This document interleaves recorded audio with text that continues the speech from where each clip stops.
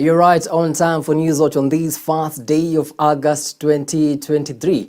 I hope and pray that you've had an amazing start of the month. A very good evening to you and welcome to the broadcast. My name is Kimani and Boniface Murithi will be assisting with the sign language interpretation. Now, cabinet secretaries and their principal secretaries have today signed performance contracts in an event witnessed by President William Ruto at State House, Nairobi. Speaking after the signing of the contracts, the head of state directed all government ministries to ensure their services are not only digitized but also delivered digitally to ensure efficiency. The president further said that all government payments should be made through one paybill number beginning today, which shall be monitored by the National Treasury. Our very own Tess Njenga kickstarts our bulletin with the following story. President William Ruto has vowed to protect public resources with zeal, warning that it will not be business as usual to public servants with affinity to abuse public resources. Speaking during the signing of the 2023-2024 ministerial performance contracts at State House, Nairobi, the head of state regretted that it has become fashionable for some people to work in public offices so as to steal. He maintained that there will be no money to steal but to deliver government programs. President William Ruto explained that the government has resolved to enhance its performance by incorporating the actualization of the bottom-up economic transformation agenda into the performance contracting. It will not be business as usual. I made a commitment to the people of Kenya that there will be no money to steal. There is only money to deliver on the programs, on the projects, on the aspirations of the people of Kenya. A political culture of poor promise-keeping as well as endemic corruption has done significant damage to our social fabric by eroding trust in government and widening the rift that separates citizens' aspirations from government policy. The president has also directed that all government ministries ensure their services are not only digitized but also delivered digitally to ensure efficiency. Digitization of government services. I already asked every minister, every PS to make sure their ministries, state departments, parastatals, agencies under them work with the ministry responsible, ICT and Interior, to make sure that we move all government services to the digital platform for purposes of efficiency, for purposes of ease of delivery of those services, and making sure that all public resources are accountable are accounted for. There was drama before the signing ceremony began as high-ranking government officers were locked out of the event due to lateness. Reports indicate Interior Cabinet Secretary Professor Kithure Kindiki, his strayed counterpart Moses Kuria, a host of principal secretaries and parastatal chiefs all packed outside the House on the Hill once the event kicked off at 9 a.m. When he took to the podium, President William Ruto demanded for a written explanation from each of them, citing their reasons for being late. I don't know whether it is because these performance contracts have been going on for 20 years that many people maybe mistakenly think that it is a ritual. And that is why people resort to the old incompetent excuses that there was traffic, for them not to be in a public, the most important public function. We have a job because we have a contract. If you cannot keep time with your employer, you have basically dismissed yourself. I mean, it's just as simple as that. The president also lashed out at some cabinets and principal secretaries whom he claimed were clueless on various issues touching on their respective dockets. Deputy President Rigathi Gachagua echoed his sentiments, criticizing cabinet secretaries who were locked out of the event for being late. So mimi nimemuibia siri tu kidogo kama mzee nyumba 10 hapa. Nimeona watu wale wamechelewa, nikaona rais unanini ninamjua. Nikaona uso yake nikajua hapa kimeumana. Sababu leo ni siku ya performance contract. Ile siku muhimu sana ya kuja kuweka. Na wewe umefika pale, rais amekaa. Tayari amekaa na ndiye rais wa Jamhuri ya Kenya. Wewe umechelewa ukiwa kuona nani? Who else have you gone to see? These are things myself I don't understand. As I said, mimi sielewi. Mimi mambo ingine sielewi. So mimi boss nachunga kazi yangu.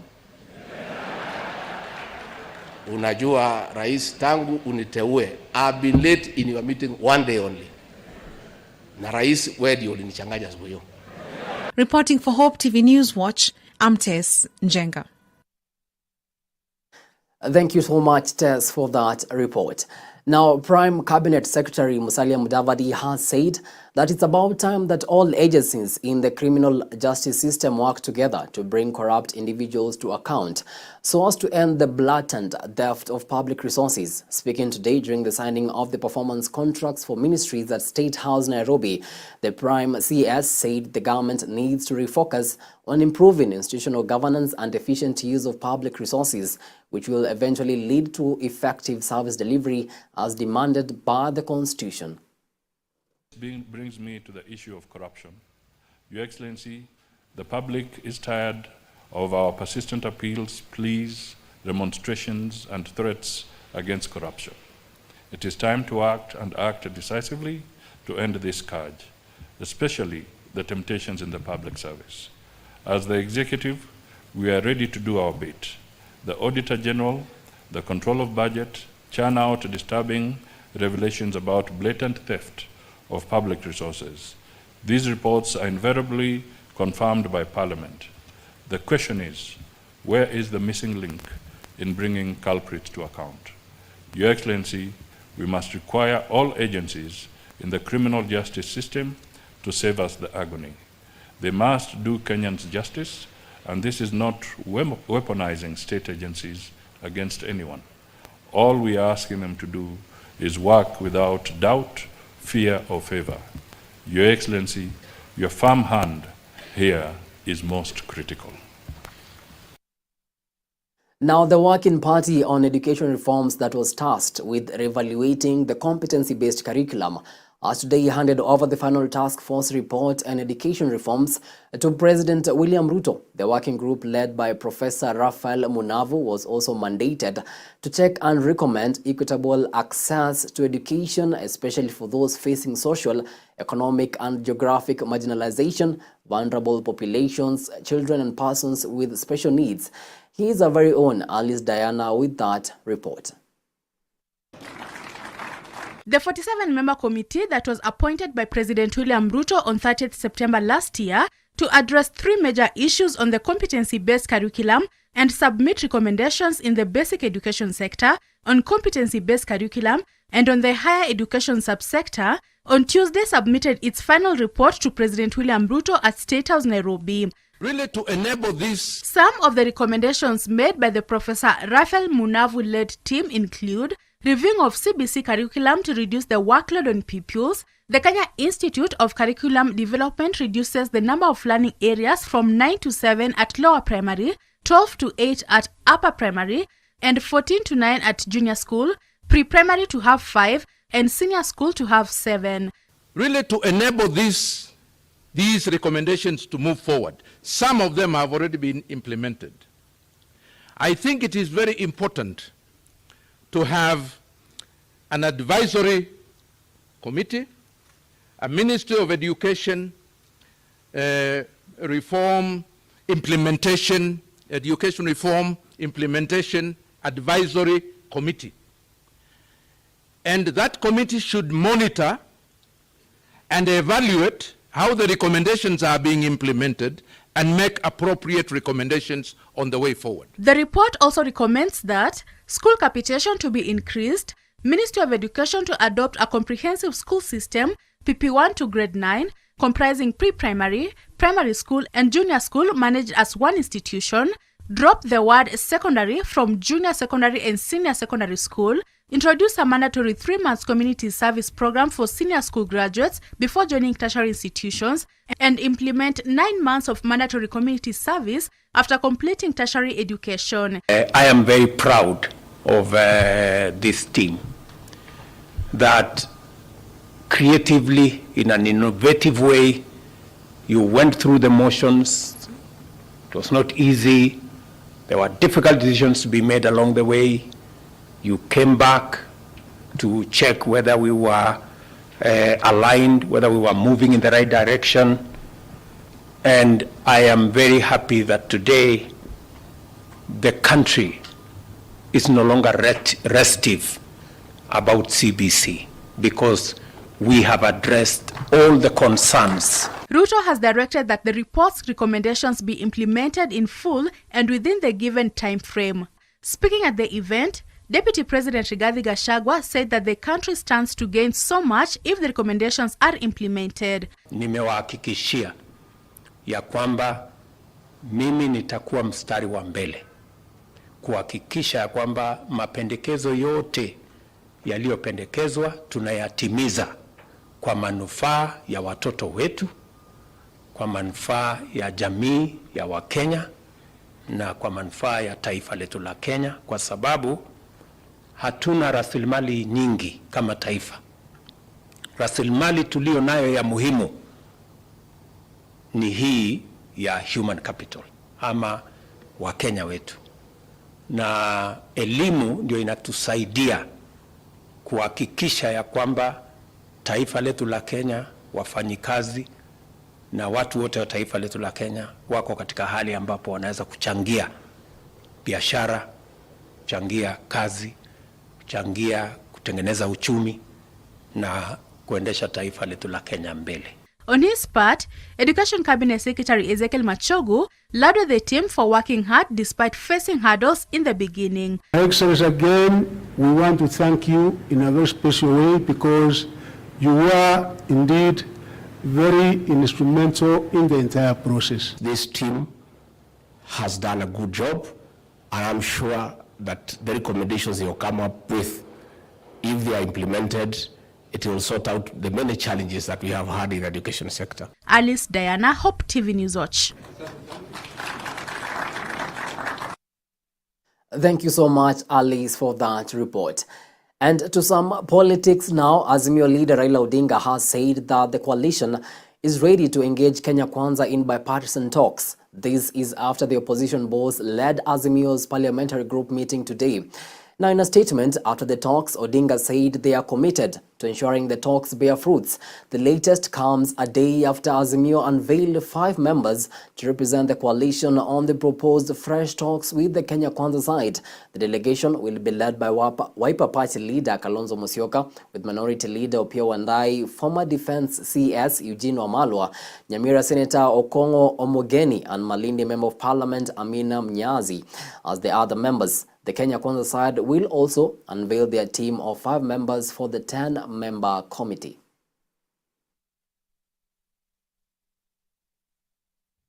Notice time for a quick breather here on Newswatch, but we still have more stories. See you on the other side.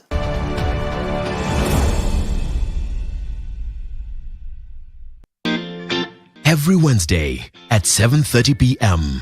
Spotlight. Do you feel that they are in a place where they can effect a Barack Obama moment? When you hear the word of God and you hear Jesus is speaking. Real talk on real issues. You know, the Bible says faith without works is dead. The truth of the gospel that will survive the time is not a health and wealth gospel. When there is time to harmonize and bring one composite amendment. With idealistic, thought-provoking guests. So people come to be serviced, to be encouraged, to be empowered. When the storm is over, you desire the closeness you have with God. Hosted by Reverend Edward Furi.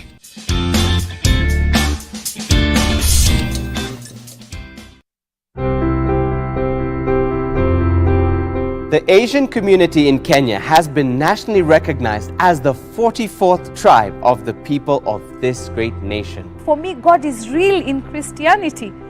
I talk to Him, He talks to me.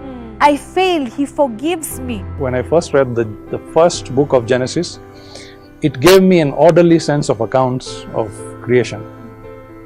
Day 1 is what He does. Day 2, He creates this. Day 3. Every third Thursday of the month, we bring you Asia Testify, where we will be listening to life-transforming stories of Asian believers who have walked with the Lord. Only here on Hope TV. Look and live.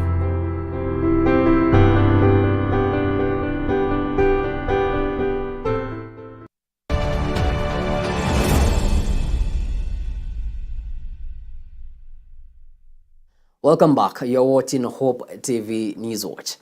Now, 41 people treated as Shakahola massacre survivors are likely to be charged with murder, manslaughter and other terror-related charges. This is after the Assistant Director of Public Prosecutions, Jami Yamina, told the Shanzu Senior Principal Magistrate Joe Omido that investigations have established that 41 out of the 65 people have a hand in the mysterious deaths of children at the Shakahola massacre. Investigations against the rest are still underway. Jami stated that it has been established that the 41 are either parents or grandparents of the missing children believed to be dead.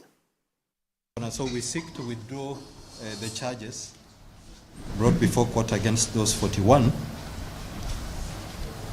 for reasons that while they stood charged before this honorable court,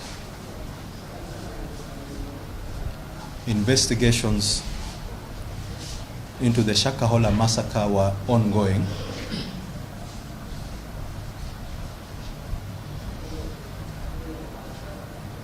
Where eventually statements were recorded from their relatives disclosing the names of children, most of them of tender years, from 1 year, 2 years, 3, 4 to 14. It is instructive from the motion itself that the period of detention sought by the state is one not exceeding 47 days, with 30 days in the first instance. So 1 day cannot amount to granting that application. In the results, the 41 respondents shall be detained at Shimolatewa main remand for the male and Shimolatewa women's remand for the female, and shall be produced before this court tomorrow, the 1st of August 2023, for directions as to the hearing of the motion dated 28 July 2023 or for further directions, which will be dependent upon the ruling scheduled for delivery on the 1st of August 2023, tomorrow, in criminal case number E500 of 2023.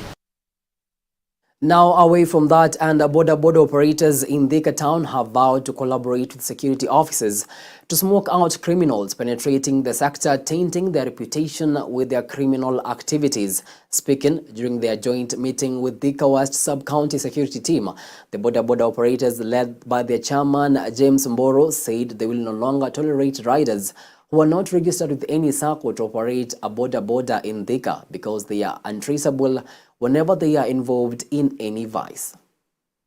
Kulingana na hii mji wetu wa Thika, kuna vijana ambao walikuwa wanafanya snatching na walikuwa wanaiba vibeti za wamama simu, lakini tumekaa chini, tukakaa pamoja na wa security team na tukawa na mipango ili tuweze kuondoa huyu mtu ni nani. Hao watu tumeona ni wale watu ambao hawajalejesa na any sako ya bodaboda, ambao ukiangalia pale nyuma wako na tustika wamejiwekea twa private, na hao ndio wanafanya uhalifu. Sisi tungependa kuwaomba ushirikiano wenu kwa kikamilifu. Tufanye kazi ya usalama kwa pamoja kwa ushirikiano. Ukiona biashara haramu inaendezwa mahali, piga ripoti kwa serikali ili tuweze kumdhibiti biashara ya madawa ya kulevya na pombe haramu katika Thika. Kwa upande wa usalama bado, mambo ya kusafirisha wakora ama kujiingiza na wakora kwa mambo ya kuhangaisha wafanyikazi wa Thika, bado tunawamulika kwa kupitia idara zote za usalama. Ukipatikana nao utashtakiwa na utadhibitiwa kisheria. Tumeongea na wao na wameshirikiana, hata wao wakiona mtu mgeni mwenye si wa sako hawafai kumuentertain kwa hiyo sako yao ama kubeba area yao. So tumewafunza vile ukiwa kwa sako inajulikana namba na sako iko kwa pikipiki, in case of anything inajulikana ni mtu ya sako fulani. Crossing borders now, and 2 people have been killed in Senegal in protest sparked by the arrest of opposition figure Ousmane Sonko. Now, according to the country's interior ministry, 2 lifeless male bodies were discovered in the southern city of Ziguinchor, where 2024 presidential hopeful Sonko is the mayor. The ministry has now called on the public to stay calm and said it was taking measures to preserve peace and tranquility in the country.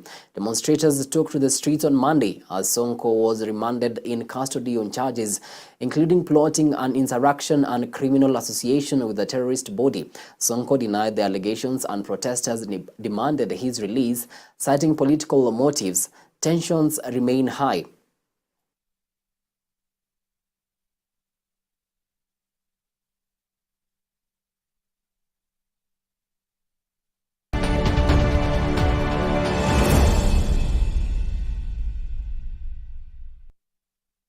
Now let's get down to business, and the registration exercise for WorldCoin at the Kenyatta International Convention Center in Nairobi, which witnessed long queues, was stopped today over security concerns. The team carrying out the registration said police told them to stop the exercise and look for a bigger venue, despite the Office of Data Protection Commissioner cautioning Kenyans against the cryptocurrency project. Kenyans have nonetheless been trooping to the KICC in their numbers to have their iris scanned. Now, the process involves the scanning of a user's eye to capture the iris, upon which they are provided with a unique number. The registration entitled a registered user to 25 free WorldCoin tokens, which is worth about $2, amounting to roughly 7,000 shillings.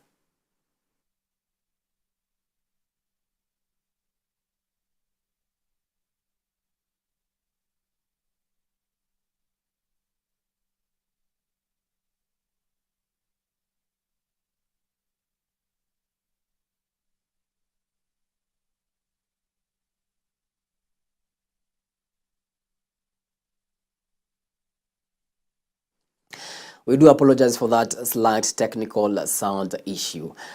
Now, technology solutions provider Craft Silicon has today announced the upcoming launch of its revolutionary Get Now, Pay Later product called Spotit. In the country, Spotit aims to provide eligible bank customers with easy access to product financing directly from their mobile apps. The Spotit product has been designed to cater to the needs of both merchants and customers by partnering with merchants nationwide to ensure that qualified customers can easily purchase the products they desire. The target customers for Spotit are anyone with a bank account, and the product also aims to reach the unbanked population in the country and beyond.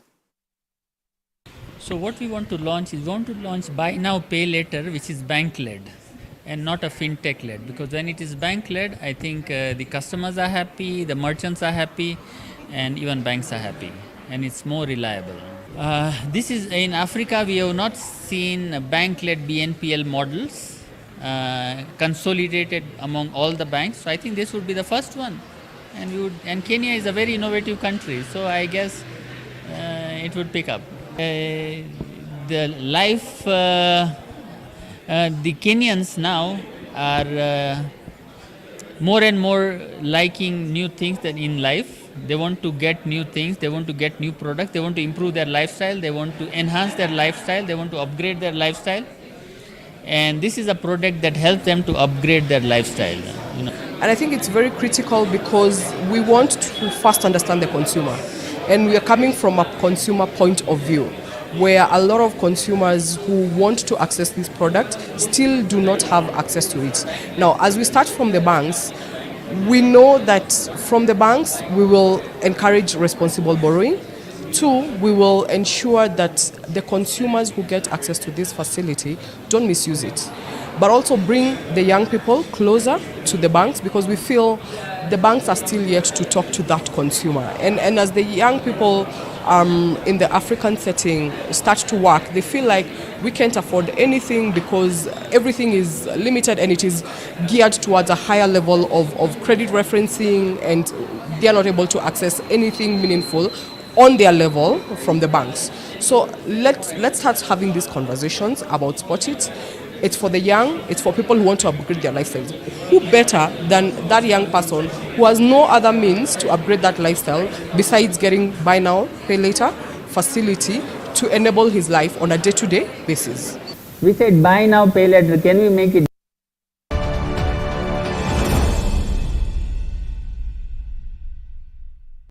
Hope TV is where you look and live, with an excellent selection of the best Christian programming consisting of local and international content, of inspirational stories, talk shows, Bible commentary, youth, health shows, children entertainment, contemporary gospel music, extended times of worship, live broadcast, news, movies, drama, Christian ministry programs, and so much more. Hope TV is another quality service from Christ is the Answer Ministries, with over 45% of authentic and credible local content every week. Hope TV is a sister station to Hope FM, Kenya's leading Christian radio station, with footprints across the country. Tune in to Hope TV, where you look and live.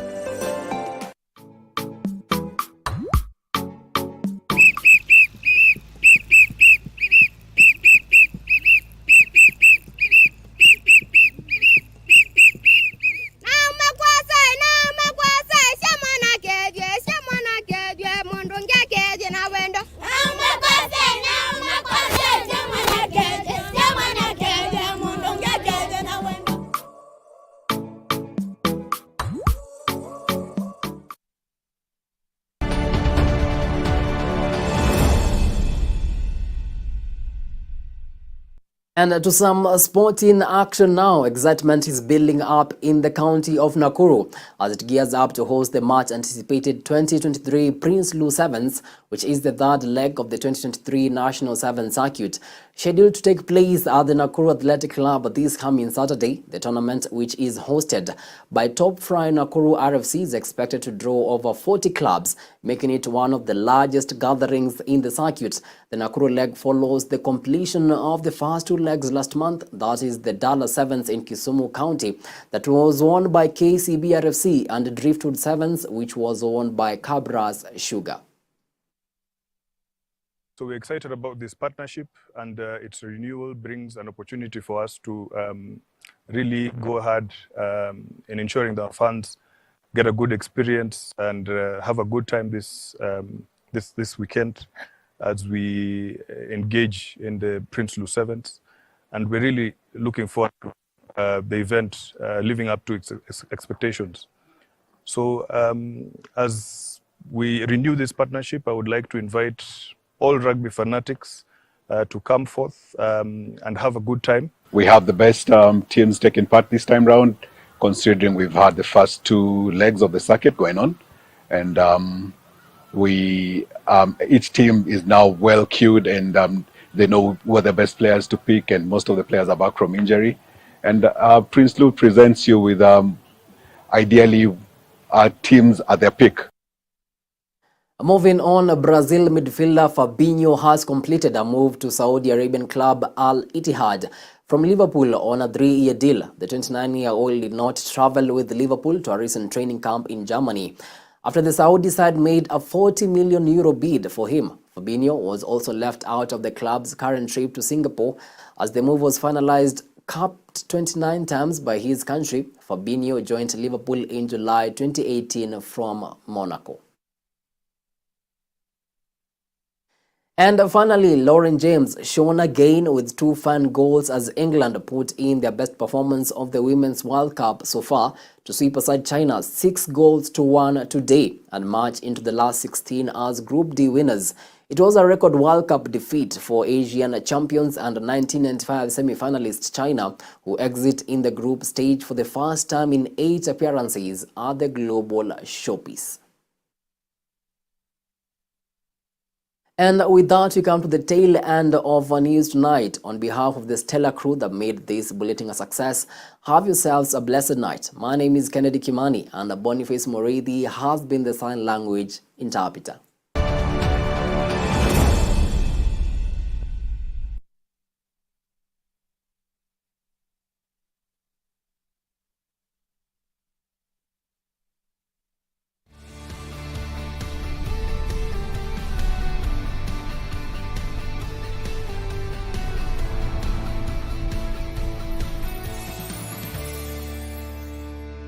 Just at the moment, many of those who believe in Jesus are feeling what I call the big squeeze. It feels like the militant forces in society that oppose the gospel have mobilized like never before. Hi, I'm Bernie Diamond, and welcome again to Fresh. Have you been feeling that too? And honestly, as we see governments enacting legislation to limit religious freedoms, as we see those militant forces of evil becoming more and more vocal,